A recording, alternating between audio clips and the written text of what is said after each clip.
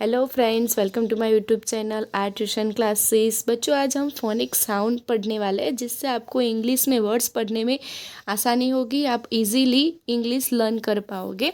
देखते हैं। ए से क्या होता है? उसका साउंड मैंने लिख दिया है। ए, उसकी स्पेलिंग लिखते जाने की है हमें। APPLE apple. B, BALL ball. C, CAT cat. DOG dog. E A EGG egg. FISH fish. GIRL girl. HEN hen। ICECREAM ice cream. JUG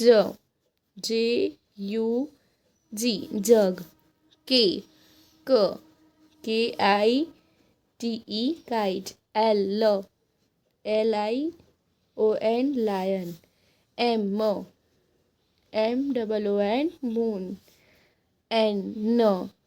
NEST nest. OWL owl। PEN pen। QUEEN queen।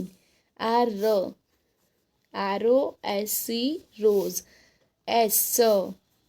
SUN sun। TIGER tiger। UMBRELLA umbrella। VAN van। Watch, W for watch, way। WATCH watch। XMAS Xmas। YAK yak। ZEBRA। यहाँ पे हमने letter के sound पढ़ लिए। अगर आपको हमारा video अच्छा लगा तो उसको लाइक करो, शेयर करो, सब्सक्राइब करो। Thank you.